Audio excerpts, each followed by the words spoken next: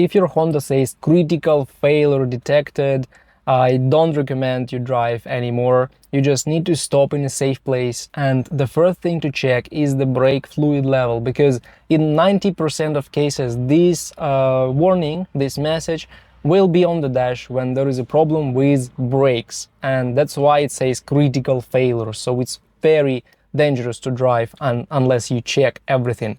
And the first thing to check is the brake fluid level. If you see that the brake fluid level is below minimum, you don't drive. You don't drive any further. So you call a tow truck, and the tow truck delivers you to the dealership, and dealership solves the problems. Now, there is a slight chance, especially in newer cars, that the ABS system causes these problems.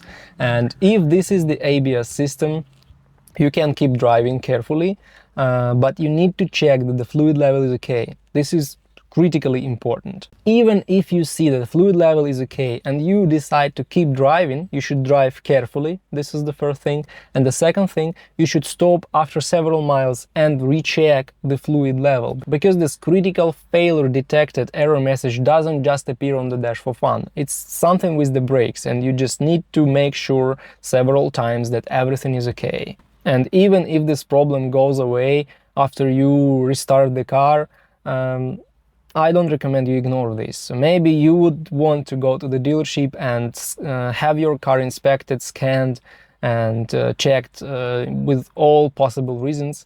And you will need to know why you saw this message. Don't ignore this, because this is the safety measure. And if something goes wrong, it can really take you into the accident.